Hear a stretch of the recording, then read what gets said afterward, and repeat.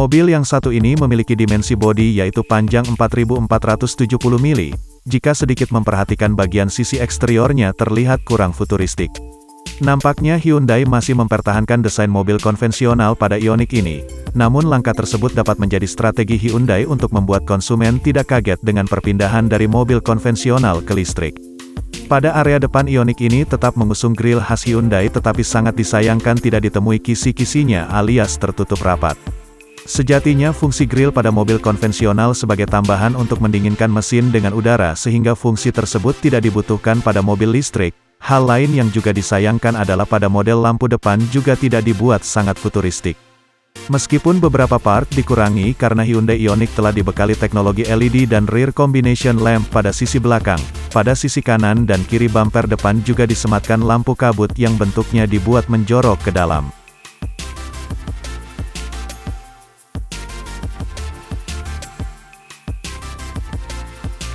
Hyundai Ioniq 5 memiliki tampilan yang memukau. Kombinasi antara retro dan modern berhasil disatukan dan menjadi pusat perhatian bagi siapa saja yang melihatnya. Tampilannya memang satu langkah di depan dibanding mobil lain. Dari bagian depan DRL LED dengan bentuk U membuat Ioniq 5 tampil tegas. Lampu berbentuk U tersebut akan bergantian menjadi lampu sein saat diaktifkan, sedangkan lampu utama Ioniq 5 sudah mengadopsi teknologi LED projector. Tidak hanya itu, jika diperhatikan lagi terdapat detail berupa pixel di sekitar lampu tersebut. Lalu tepat di bawah lampu terdapat aksen berbentuk garis yang bisa menyala saat malam hari karena ini mobil listrik, maka tidak ada grill di bagian tengah, melainkan sebuah panel hitam glossy yang terdapat radar di tengahnya. Sedangkan di bagian bumper tepatnya di bagian bawah terdapat dua buah flap yang dapat terbuka saat mobil membutuhkan pendinginan lebih, namun akan tertutup jika suhu mobil normal. Juga terdapat corner sensor di sisi bumper, lalu di bagian kap bagasi depan juga cenderung polos alias tidak ada tarikan garis yang tegas ataupun aerodinamis cenderung polos. Jika dikombinasikan dengan warna silver brush khas Ioniq 5 maka kap bagasi depan tersebut terlihat luas dan menambah kesan gagah pada mobil ini.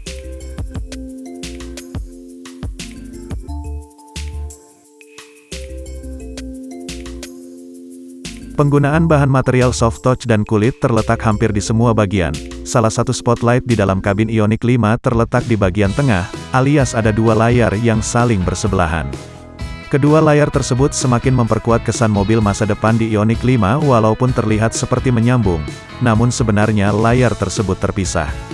Layar pertama yang terletak di bagian tengah berfungsi sebagai head unit yang sudah dilengkapi dengan Apple CarPlay dan Android Auto mulai dari Bluetooth, menampilkan visual kamera mundur, hingga memory seat configuration untuk kedua kursi di baris depan. Di bawah layar tersebut terdapat dua kisi AC dan satu tombol lampu hazard di tengahnya.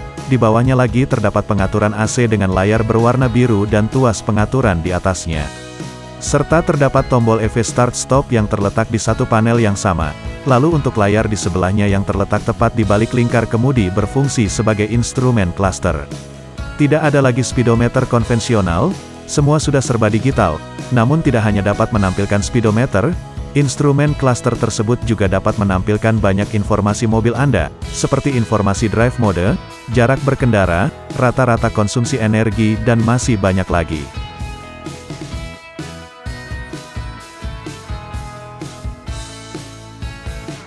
Interior Ioniq 5 menawarkan kabin yang lapang dengan kenyamanan optimal, lantai dibuat rata karena mobil listrik tidak lagi memerlukan mesin-mesin besar yang memakan space di bawah mobil, apalagi wheelbase dari mobil listrik ini memiliki panjang 3 meter.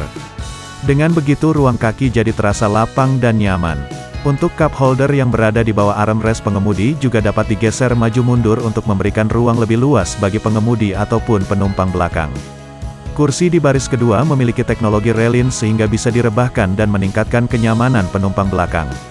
Kursi baris pertama memiliki sandaran kaki yang mengikuti posisi kursi, sehingga bila direbahkan dapat menjadi tempat untuk istirahat sejenak yang lebih nyaman daripada mobil biasa.